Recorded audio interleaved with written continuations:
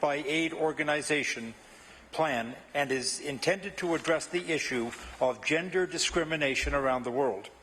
Empowered by the concept, Ms. Schenkel started a club at her own school. Meetings consist of games, building friendships, and discussing pertinent issues. Mr. Speaker, I encourage other schools to develop this worthwhile initiative, and I congratulate Marika on the success of her Because I Am a Girl Club, and thank her for her spirit, commitment, and dedication.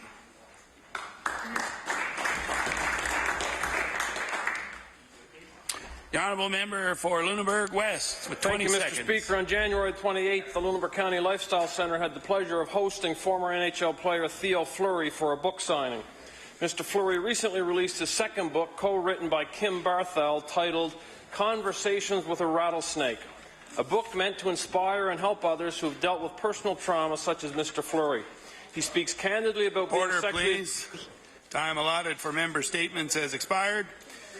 We'll now move on to orders of the day with oral questions put by members to ministers. The time is now 2:01 and we'll finish up at 2:51. The Honourable Leader of the Official Opposition. Thank you, Mr. Speaker. My question is for the Premier.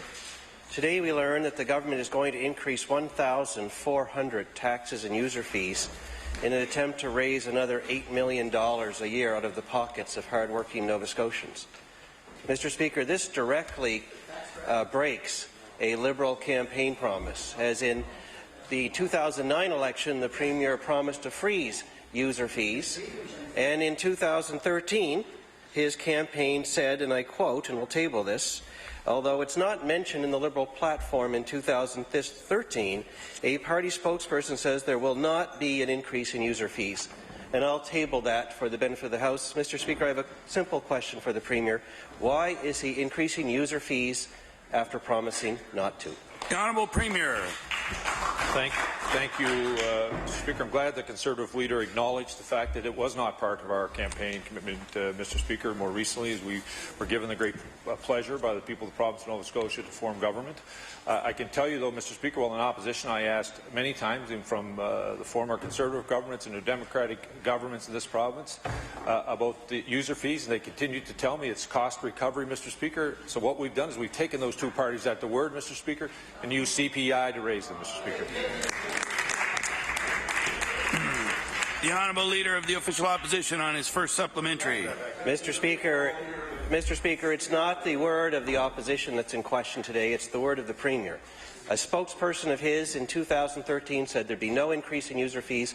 Today we see an $8 million increase in user fees. When he was in opposition, the Premier himself said that user fee is just a fancy word for a tax, and I will table that for the benefit of the House. Mr. Speaker, my question is, will the Premier admit to what he said in opposition? Is it true today? Is a user fee just another form of tax, a new tax on Nova Scotians? The Honourable Premier.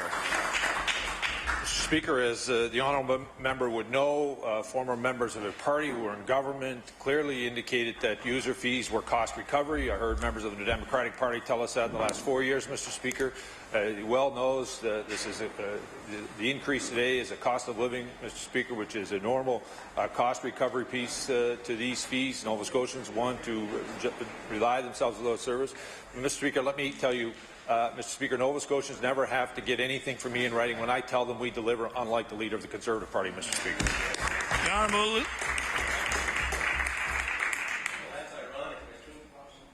Oh, correct. We'll get in the groove. The Honourable Leader of the Official Opposition on his final supplementary. Thank you, Mr. Speaker. I know it's day one. That's ironic, Mr. Speaker, because it is only the word of the Premier that's in question here. His campaign said there will be no increase in user fees. He's the one that said that a user fee is just another word for tax. His government has ruled out any attempt to hold the line on spending, as the Minister of Finance says.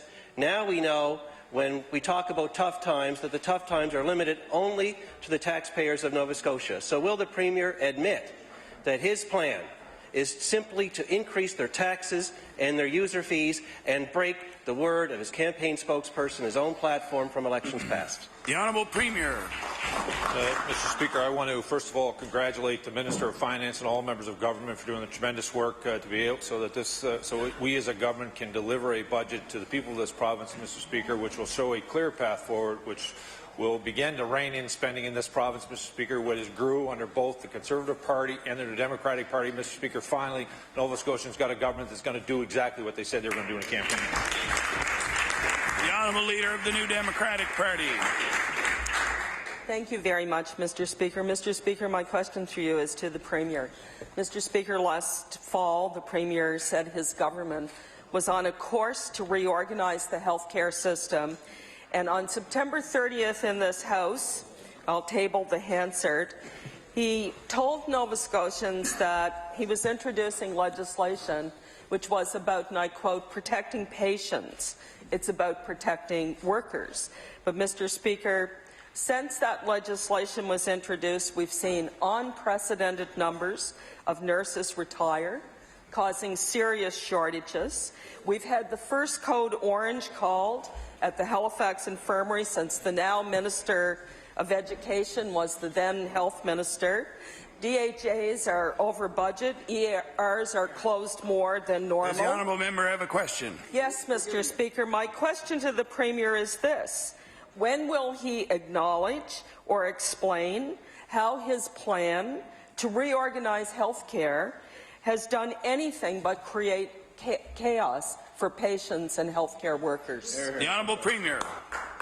Mr. Speaker, I want to thank healthcare workers across this province who have, Mr. Speaker, congratulated this government on finally tearing down the walls and administration from one end of this province to the other, looking at the healthcare budget, Mr. Speaker, as one budget, delivering services across this province, and we're going to continue to work with healthcare workers and Nova Scotians to ensure that Nova Scotians get access to healthcare where and when they need it. The Honourable Leader of the New Democratic Party on her first supplementary. Well, Mr. Speaker, while the Premier was picking fights with healthcare workers, our healthcare system has been deteriorating. Home care waits have gone up by 80%. Long-term care waits are at a record high. ERs are either overcrowded or closed altogether. Mr. Speaker, you don't have to take my word for it.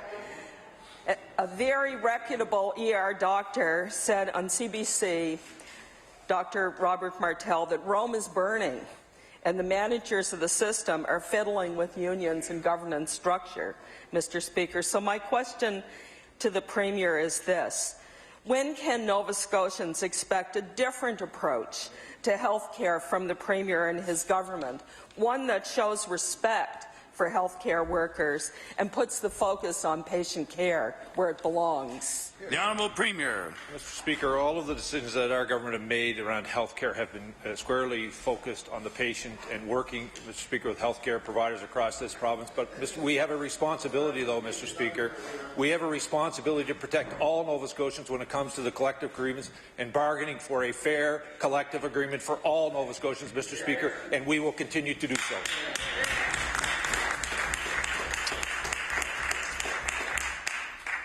The Honourable Leader of the New Democratic Party on her final supplementary. Thank you, Mr. Speaker. Mr. Speaker, it's become crystal clear to Nova Scotians that the Premier and his government had no idea what they were doing when it came to improving the healthcare system.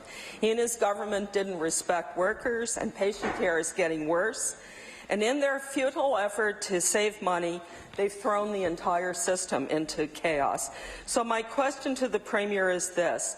When will the Premier recognize that his cost-cutting measures are forcing Nova Scotians to pay the high price of quality patient care? The Honourable Premier. Mr. Speaker, I completely disagree with the Leader of the Democratic Party. Mr. Speaker, quality health care is alive and well in the province of Nova Scotia. The Honourable Member for Inverness. Mr. Speaker, my question is for the Minister of Justice. Mr. Speaker, survivors are here. Mr. Sutherland has travelled from across the country to be here. These people have been waiting for over 20 years. Will the Minister ensure that the amendment to the Limitations Act that she will be introducing tomorrow will, with the unanimous consent of this legislature, pass as the first order of government business tomorrow? The Honourable Minister of Justice. Thank you very much, Mr. Speaker, and thank you for the member for the question. As I indicated to Mr. Martin when I spoke with him yesterday and met with him again today, yes, the amendments will be introduced tomorrow, and it is my hope that all parties will agree to pass the bill tomorrow. Thank you. The honourable member for Inverness on his final supplementary. Mr. Speaker, our goal is to have these changes made. We want to make sure that it's the first order of business tomorrow because that's what these people are here for, and we believe they deserve that.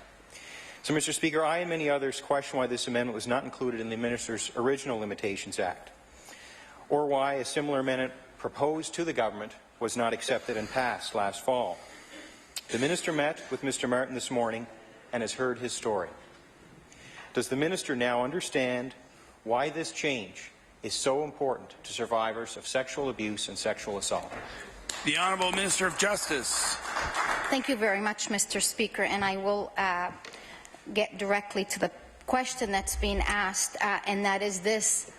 When the amendment, when the bill was introduced by the member opposite, I needed time to ensure that and review that provision that was submitted by the member the last week of the House. I needed to ensure that we can update and correct the jurisdictional information that I had in my possession at the time. And thank God, and I'm very grateful that I did take the time, Mr. Speaker, because what I found out was that the provision was different in the various provinces across the country.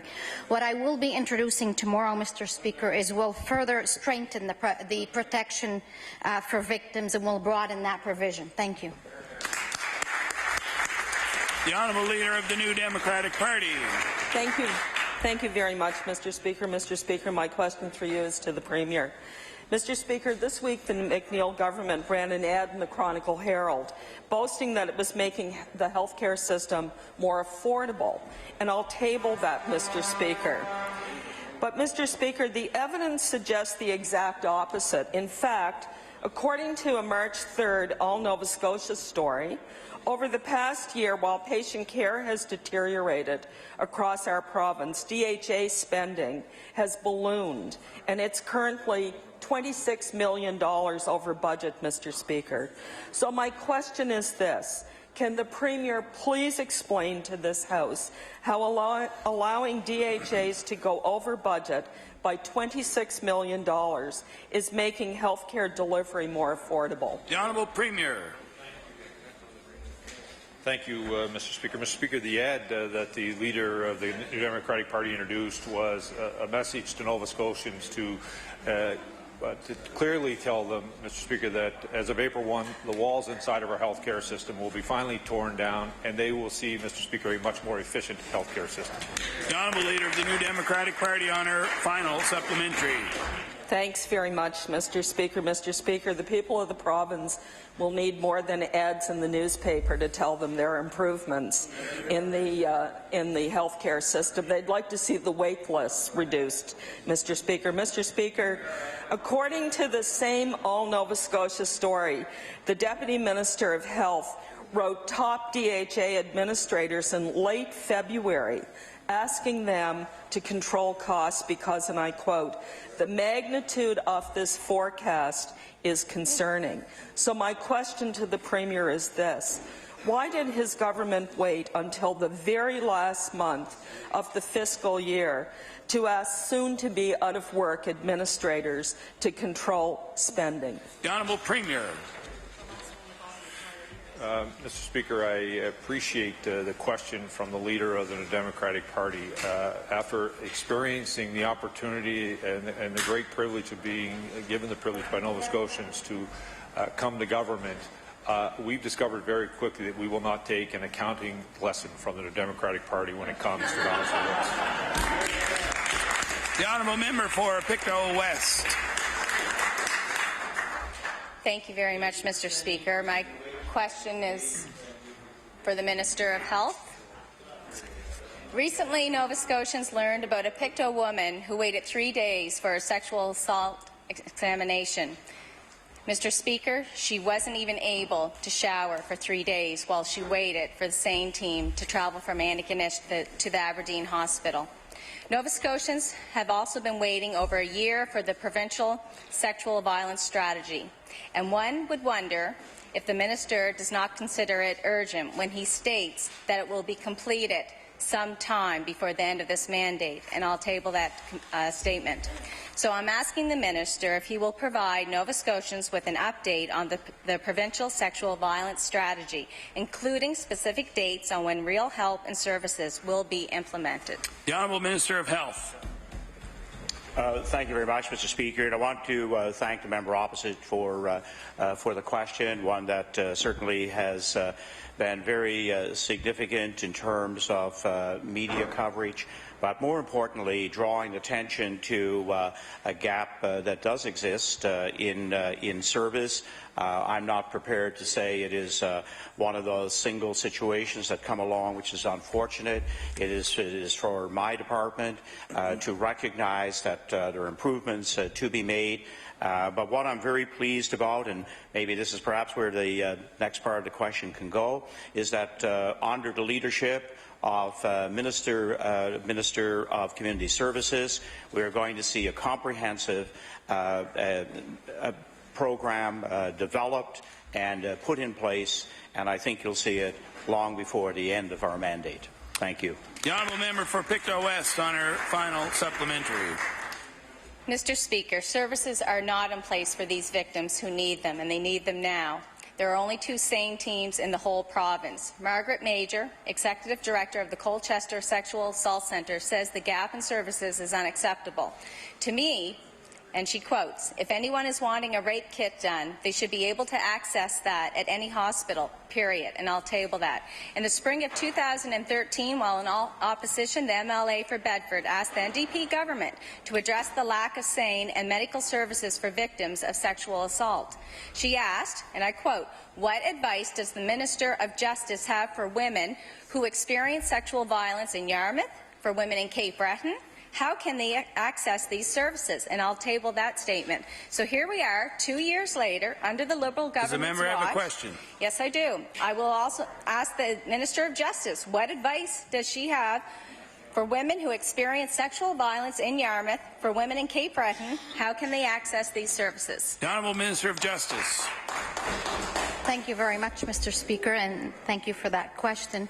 Again, with the help of the Ministry of Community Services and the Ministry of Health and Wellness, we have different programs available, and we would be very honoured and privileged to have these. To have them address those questions to us, and we can certainly send them the telephone numbers of people to contact. Thank you. The Honourable Member for Sackville-Cobequid. Well, Mr. Speaker, my question through you is to the Minister of Health. When the Minister of Health tries to explain why he has put a moratorium on new long-term care beds in the province, he states that the answer is not more beds, but more home care. Yet, Mr. Speaker, in early March, we learned that the wait list for home care in Capital District alone has grown from 86 individuals to 254 individuals since October 2014, Mr. Speaker, and I'll table that. So through you, Mr. Speaker, when will the Minister of Health tackle the growing home care wait list in Capital Health and throughout the province? The Honourable Minister of Health. Thank you, Mr. Speaker, and I thank the member opposite for a very, very important question that deals with the seniors in our province. One of the ways that we know we can clearly improve the wait list is, again, by having the very most appropriate assessments to be done. We know that people have, in fact, put themselves on the wait list simply because of the long wait list. Now we will have people go on the list based on their need and their risk, and that is going to make a more accurate and a very real list, and I expect to see it come down as we implement this new policy. The Honourable Member for Sackville-Cobequid on his final supplementary. I just want the Minister to be clear that I'm talking about home care, not the long-term care wait list. I don't think anybody's going on the home care wait list just to go on the home care wait list, Mr. Speaker. Province-wide, the wait list has doubled since last April, and things are especially bad here in HRM. The minister has previously suggested that a competitive model of home care will reduce that wait time and those wait lists, Mr. Speaker. But when they tried this in Ontario, it resulted in home care workers leaving the profession and a race to the bottom in wages, Mr. Speaker. So through you, to the minister, when will the Minister of Health realize his competitive model for home care tendering will result in upheaval, job losses, and a race to the bottom in home care wages? The Honourable Minister of Health. Thank you very much, Mr. Speaker, and thank the member for the question. And yes, he did ask about the home care sector, which we know again does have a wait list that we know we can make improvements on. One thing I can offer the member opposite is that we don't need to take Ontario's lessons here, just like we didn't look to Alberta for guidance on restructuring our healthcare system. The honourable member for Kings North. Thank you, Mr. Speaker. Mr. Speaker, my question is for the Minister of Agriculture. Mr. Speaker, greenhouses across our province provide good employment and contribute to our provincial economy. This winter, the significant snowfall and high winds, our greenhouses have suffered millions of dollars worth of damage. One example is the Avon Valley Floral in Falmouth. For many of these businesses, this cost of damage may be very difficult to recover from. The Minister has indicated that greenhouses will not be receiving compensation and turned down a request from the Greenhouse Nova Scotia, and I will table a CBC article on that. Mr. Speaker, my question for the Minister is why has the Minister turned his back on greenhouse operators? The Honourable Minister of Agriculture. Thank you, Mr. Speaker. And indeed, we haven't met with the Greenhouse Growers Association yet, where that meeting is scheduled. And the Federation of Agriculture is working on a study to see exactly how much damage is caused to greenhouses and barns and other buildings that are associated with these great storms and collapses of all those buildings before we move forward on any kind of approach to how we're going to handle this. The honourable member for Kings North on his final supplementary. Mr. Speaker, I thank the Minister for his answer and for the fact that he says they're working with the Federation of Agriculture. My question is, will the Minister specifically work with the greenhouse growers in Nova Scotia? The Honourable Minister of Agriculture. As I indicated in the first part of my answer, that is under progress now. We fully intend to meet with them, and the meeting may already be set up. I haven't checked my schedule today. Thank you. The honourable member for Sackville-Cobequid. Thank you, Mr. Speaker. My question through you is to the Minister of Health. I have to ask myself, Mr. Speaker, what the government is doing to address the real problem with the stagnant wait list for access to long-term care beds. Since the fall of 2014, the wait list is at a record high, hovering around 2,500 people waiting at home and in hospitals across the province. It makes me think that maybe the Health Minister has been a little distracted over the last year, Mr. Speaker. So I'd like to ask the Minister, if the Minister has a plan to reduce the wait list, why haven't we seen this wait list grow smaller over the last year? The Honourable Minister of Health. Thank you very much, Mr. Speaker, and I guess the member opposite would like a second round on this particular question. So here we go. But in terms of getting the proper wait list, the member opposite knows that last year 1/3 of all people who were called by the department to go into a nursing home weren't ready to go. A random sample of the 2,500 on the list showed that as high as 46% were not ready to go into a home. So what we did as of March 2nd is work on what is the need, what is the risk of a senior, and make sure that they get on the list and get into a home as quickly as possible. The honourable member for Sackville-Cobequid on his final supplementary. So the solution, Mr. Speaker, really is to move them from one wait list to the other wait list, which I think Nova Scotians will see through that plan, Mr. Speaker. When a senior is confronted with an open long-term care bed, they are given one business day to decide whether they take that bed or get booted off that list for 90 days, Mr. Speaker. This is a new policy brought in under the minister as a way to reduce the number of people on the wait list. This forces our province's seniors to decide what to do with their homes, their pets, their belongings in 8 hours or less, Mr. Speaker. So my question through you to the Minister of Health, where is the McNeil government's compassion for the life-changing decisions seniors have to make when entering long-term care? Will he change that policy of deferral? The Honourable Minister of Health. Thank you very much, Mr. Speaker. And to the member opposite, I think you'll find through the Department of Health and Wellness and Seniors that, in fact, we are reaching for new ways of looking after our seniors, whether it's in a nursing home or providing long-term care and meeting as many of their needs as possible.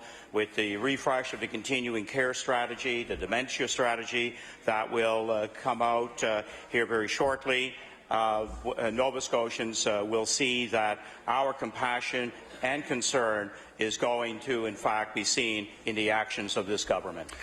The Honourable House Leader for the official opposition.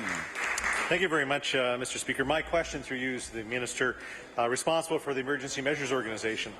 Winter storms. I think everybody's noticed the winter storms we've been having. Been something Nova Scotians have not experienced in many years. You know those stories that your parents always tell you that the snowbanks were up to the power lines that you didn't believe?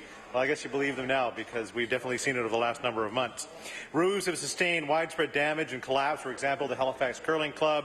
Roofs at greenhouse operations across Nova Scotia. 6 barns where roofs collapsed in Milford, Hants County area in mid-February. And damages continue to pile up.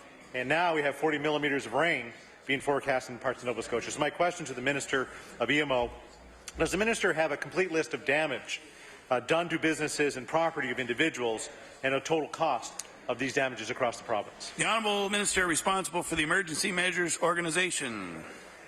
Thank you, Mr. Speaker. Specific to the member opposite in the question, we do not have a total number of events and the costs associated to those events specific to the winter storms. The one event that we do have total costs for were the excessive rains of December the 9th to 12th. We've applied for disaster financial assistance through the federal provincial government program. And pleased to say that that submission will be honoured, and about $1.5 million in financial support will be redirected back to homeowners and small businesses who are impacted. The Honourable House Leader for the official opposition. Thank you very much, Mr. Speaker. The list of calls, I'm sure, are lengthy, with emergency officials responding frequently to both collapsed roofs and the fear of collapsing roofs. A partial collapse of the Colchester Community Workshop is yet another example of that. The Insurance Bureau of Canada has cautioned Nova Scotians that not everyone will be covered. So my question to the Minister, he has announced the disaster relief, as he just said in his first answer, the relief for flooding that took back in December in several counties across the province. When will disaster relief be made available to assist Nova Scotia businesses and residents who have not or who have been hit exceptionally hard by this year's snow? The Honourable Minister responsible for the Emergency Measures Organization.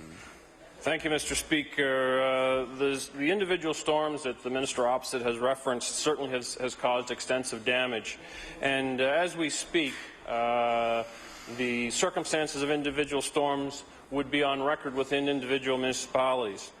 We continue to engage municipalities as to the impact these storms have had, and as we speak, there's been no submission to our Provincial Emergency Management Office for financial support. The Honourable Member for Queens, Shelburne. Thank you very much. Mr. Speaker, my question is for the Minister of Health. Mr. Speaker, earlier this week I attended a community meeting in Shelburne to discuss the emergency room closures at Roseway Hospital. Between September and today, ER closures have increased by nearly 800% over the previous year due to nurses shortage, and I'll table that document. Mr. Speaker, I made the Minister aware of this problem last fall, but apparently he's been too preoccupied with picking fights with healthcare workers because nothing has been done to fix this situation. So my question, Mr. Speaker, through you, Why hasn't the minister been able to find a solution to keep ER at Roseway Hospital open for the residents of Shelburne County? The Honourable Minister of Health. Thank you very much, Mr. Speaker. And yes, a community meeting did draw attention to the ER. Also, I think to the requirements around a medical clinic in the community of Shelburne. And in terms of the medical community, what I can offer to member opposite is that we'll be getting down to business a lot quicker than his 4.5 years of government where nothing was done. The honourable member for Queens Shelburne on his final supplementary. Well, it's a good soundbite, Mr. Speaker, but we kept the ERs open during our term. Mr. Speaker, when the ER is closed, people in Shelburne have to travel up to an hour to see a doctor. This is difficult for people who don't have access to transportation, for people with fixed income, or for people who are very ill, Mr. Speaker. Then, when they arrive in Yarmouth, for example, they find that the emergency room is filled to the brim and wait for hours, up to 8 hours. It's a domino effect, Mr. Speaker. So my question, Mr. Speaker, is when is this minister starting to pay attention to frontline patient care and make sure the ERs stay open in Roseway Hospital? The Honourable Minister of Health. Much, Mr. Speaker, and to the member opposite, we know that that nurses, especially from the program in the satellite program in Yarmouth, is going to give us a very, very good opportunity to be able to have local or regional nurses become available as they graduate from that program. So I think, again, we have the opportunity with those who live in the local area to be trained in Yarmouth in the Dell nursing program, and those graduates, I think, will help solve some of that dilemma at Roseway. The Honourable Member for Pictou East. Thank you, Mr. Speaker. My question today is for the Minister of Economic and Rural Development, Minister of Acadian Affairs, Minister of Tourism, Minister responsible for the UARB, Communication Nova Scotia, Minister for the Gateway Initiative, Minister for Innovation Corp Act, Minister...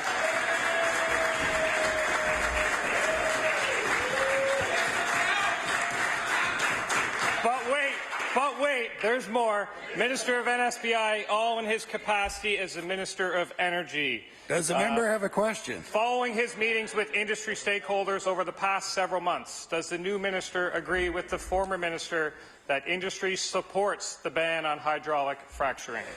The Honourable Minister of Economic and Rural Development. Mr. Speaker, one of the things that I can say is I had the pleasure of meeting with representatives from Shell and BP who were very excited about the drilling that is going to take place off the coast of Nova Scotia and the potential there. Mr. Speaker, the fact is that these companies have cancelled drilling programs in various parts of the world due to the downturn in the price of oil. Instead, they have continued to show their interest in Nova Scotia. They are quite excited by it. Our staff is working very closely with them, and we look forward to seeing drilling taking place on our offshore this summer. The Honourable Member for Pictou East. Thank you, Mr. Speaker, and certainly we're all excited about the offshore potential, but over on this side of the House, we also recognize the onshore potential. And while we stand by and wait for this government to do something with the ban, we hear in the news now that it's a conditional ban, a temporary ban, all kinds of variances on what type of ban this government has implemented, and variances on what high volume means. So my question today is, can the new minister provide this House with his definition of high-volume hydraulic fracturing? The Honourable Minister of Economic and Rural Development. Mr. Speaker, what I can tell the honourable member is that staff at Energy have been working closely with jurisdictions both in Canada and the United States that do have experience with fracturing, and as a result of that, they are working very closely with them to see what process they have in place from a regulatory viewpoint, what the definitions are being used. That work is underway, and as soon as that is completed, we will be sharing it with all Nova Scotians. The Honourable House Leader for the Official Opposition. Thank you very much. My question through you is to the Minister of Health. As the Minister is surely aware, a group has been formed in Barrington Passage to advocate for a dialysis clinic in that area. Lee Gorham-Smith, David Cleaver are co-chairs. Over 90 people interested in this issue met with the Barrington Municipal Council to get their support, in which of course they did. This is an important issue for many residents who have to receive dialysis or in renal failure in the area. So will the Minister commit to work with this group and to help the residents in renal failure in our area to receive this life or death procedure closer to home? The Honourable Minister of Health. Thank you, Mr. Speaker, and to the member opposite, and also former Minister of Health. He knows a great deal about the provincial renal program in the province. It is, in fact, one of our life-sustaining programs, and it is very often the wear and tear on especially elderly people that have to go a great distance to receive this treatment, that communities and individuals start to take a look at what can be done closer to home. I was very pleased to meet yesterday with the good representatives from the Barrington area to start to take a look at the needs in their community, and over the next while we'll be providing sound information on which they can start to act. The Honourable House Leader for the Official Opposition. Thank you very much, Mr. Speaker. As the Minister alluded to, residents in Shelburne County must travel over an hour to Yarmouth to receive this service, and that's in good weather. And this year we know that the weather hasn't been that great, and there's been stories of some of these individuals actually getting stuck in the snow and having to turn around. And we know that's not an option when it comes to dialysis. They need to have that service that day, or quite honestly they get more sick and end up in our emergency room and admitted to hospital. Primary care is continually changing. The committee feels that this service is needed in our area. You have a strong group, supportive municipal councils, and at least 10 residents that need the help of this government. Please do what you can as a government to make this happen. And I can tell you that I'd be happy to work with the Minister, as I was very happy to meet with him yesterday with that group. So what can we do to make this all happen? The Honourable Minister of Health.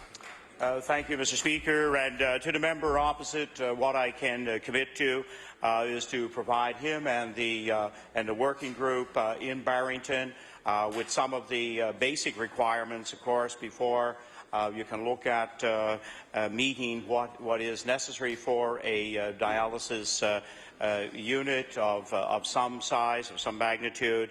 But also I'll go a little further, Mr. Speaker, and in the not-too-distant future, we'll get down to meet with the folks in Barrington and explore firsthand what the needs of that community are. The Honourable Member for Sydney, Whitney Peer. Thank you, Mr. Speaker. Mr. Speaker, my question through you is to the Minister of Health. Mr. Speaker, almost 5 months ago, the Minister of Health told my colleague from Sackville Cobequid that he had set his department in motion to look at vaccinating boys from the HPV and promised to have further details on this very shortly. I will table that.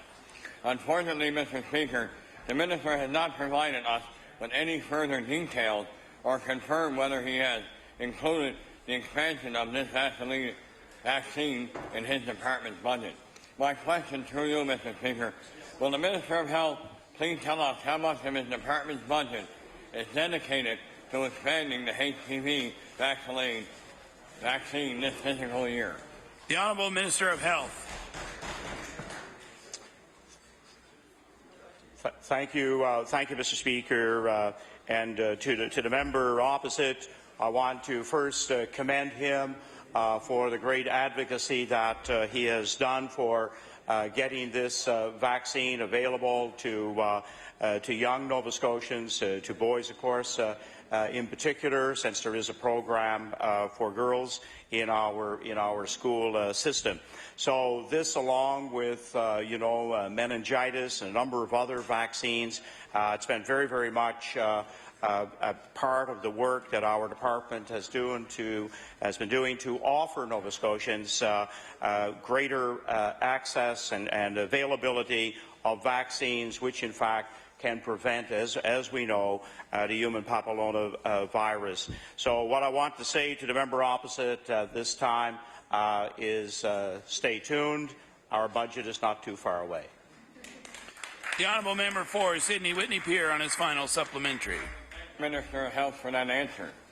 Mr. Speaker, according to the National Post, Nova Scotia took a leadership role in 2007, and I was at that announcement at Whitney Pier Memorial Junior High when we announced that we would vaccinate young women for the HPV vaccination. It's been a very successful campaign. So my question to you, Mr. Speaker, how much longer will we have to wait before the minister takes action to protect the health of girls and boys equally in Nova Scotia? The Honourable Minister of Health. Thank you, Mr. Speaker. And I want to say to the member opposite, you know, we're getting pretty close to having the ability to make some announcement on where we will be going with this particular vaccine. And if it is an occasion for an announcement, I would hope that the member opposite from Sydney Whitney Pier would join me when we get to that point. The honourable member for Pictou East. Thank you, Mr. Speaker. My question today is for the Minister of Finance. The minister has been non-committal on whether or not she will introduce a carbon tax in Nova Scotia. Yet at the same time, she has admitted that her department is reviewing the implications of such a tax. She's reviewing what might happen. So what can the minister tell us today that she has learned so far about the possible implications of a carbon tax on Nova Scotians? The Honourable Minister of Finance. Well, thank you very much, Mr. Speaker, and I'm pleased to be able to talk a little bit about some of the recommendations from the tax review, and one of them was the introduction of a pollution tax. I said yesterday at my speech at the Chamber of Commerce that there are a lot of issues in that tax review, a lot of recommendations that need more study, further study. That is certainly one that I think has a lot of implications. The member opposite would agree.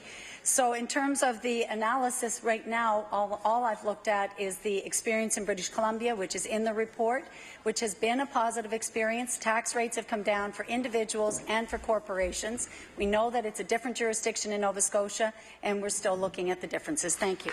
The honourable member for Pictou East on his final supplementary. Thank you, Mr. Speaker. And we did run the numbers ourselves. We applied BC's carbon tax to the coal consumed by Nova Scotia Power, and by applying the BC carbon tax formula to coal fuel used to produce electricity, it would cost ratepayers in Nova Scotia over $130 million, a potential 10% increase in rates. So what worked in BC may well not work here. So my question for the minister is, will the minister admit that a 10% increase in power rates from a carbon tax is completely unreasonable and unnecessarily harsh on Nova Scotians? The Honourable Minister of Finance. Thank you very much, Mr. Speaker. I'm pleased to have a further chat on this. The fact of the matter is that doing numbers like that is fear-mongering, Mr. Speaker. I spoke yesterday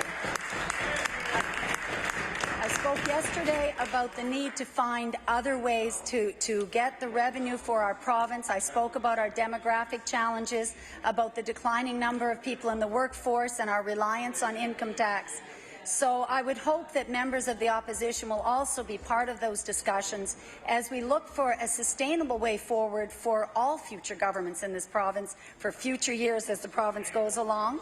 That's exactly what we need. And, Mr. Speaker, if I may, one last point on this is that if you read the tax review, it said very clearly that the recommendation was not to touch any home heating or electricity for the first 5 years because of sustainability.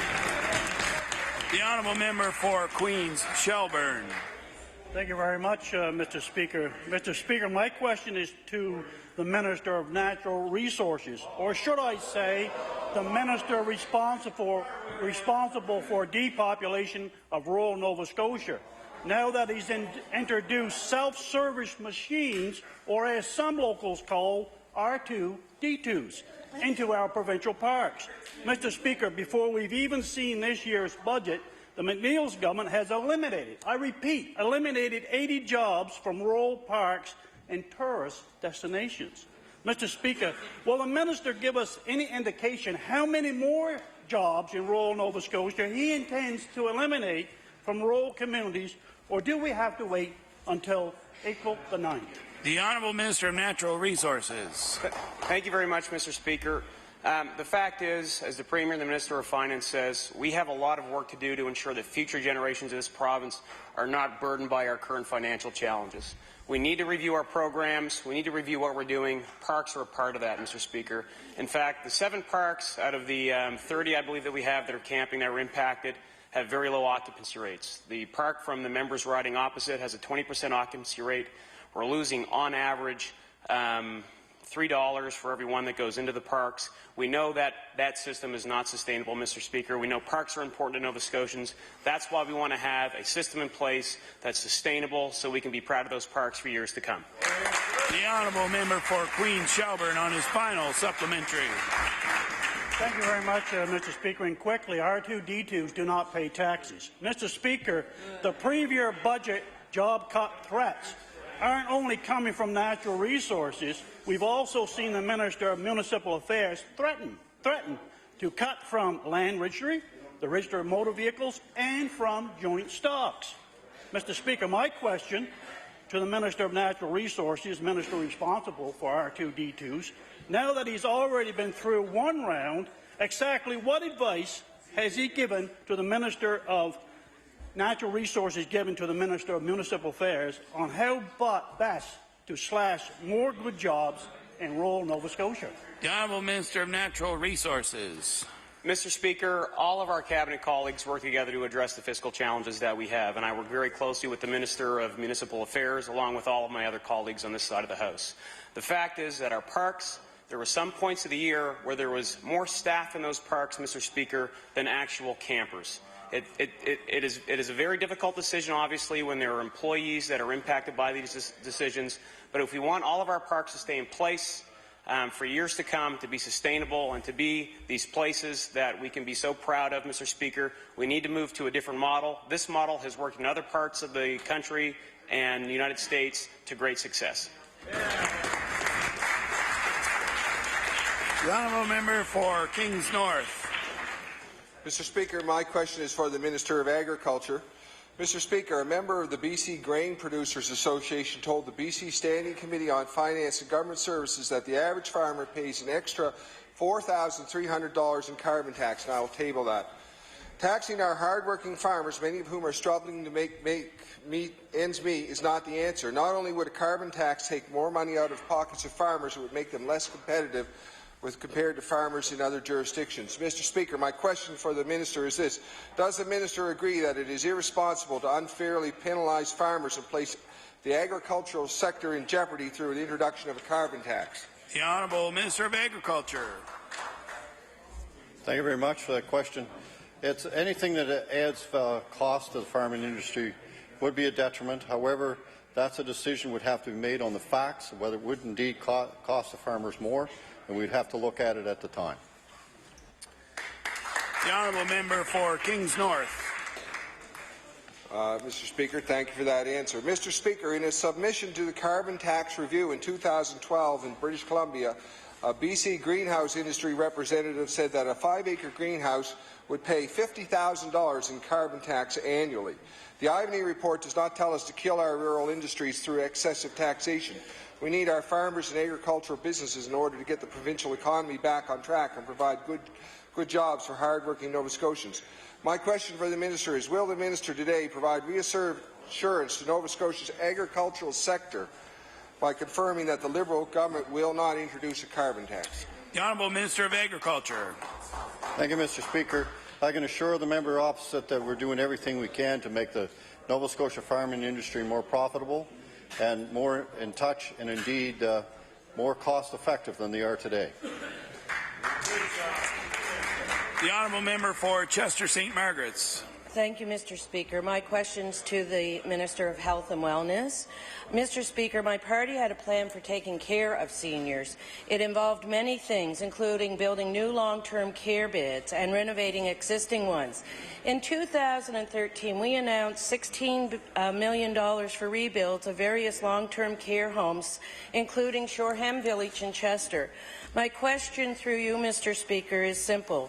Can the Minister of Health please tell us when the much-needed rebuild will begin at Shoreham Village?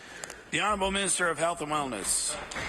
Thank you very much, Mr. Speaker. And what I want to convey to the member opposite and to all members of the House and Nova Scotians is that our replacement of aging nursing homes, we now have a report that the department has put together over the last months. I think the member opposite would also know that there are some priorities in the province, and those certainly will be addressed first. The honourable member for Chester St. Margaret's. Mr. Speaker, it's hard and sad to hear such a vague answer when a commitment was made by that party to fulfill capital projects that were announced by our party, and that is now not happening.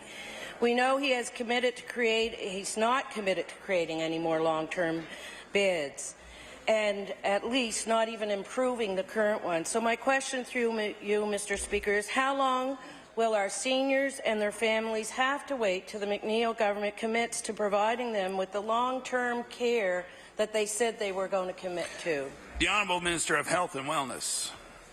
Thank you very much, Mr. Speaker, and again to the member opposite.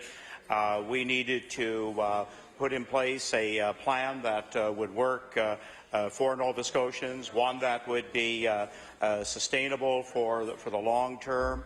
Our ability to go out and borrow $400 or $500 million to replace all of the nursing homes that are scheduled over the next number of years is not realistic, but we do know that this year some of our first rebuilds will get underway.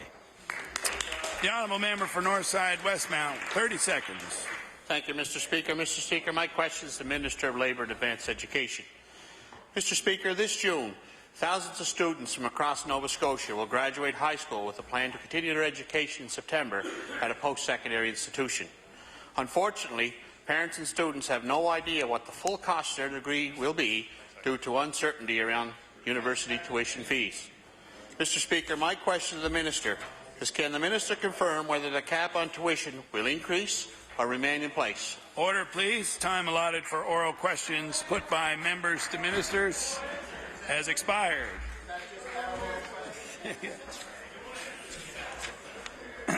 The Honourable Government House Leader. Speaker, would you please call government business second reading of bills? We'll now call government business with second reading of bills. Speaker, would you please call Bill number 69, Amendments to the Health Authorities Act? We'll now call Bill number 69 with amendments to the Health Authorities Act.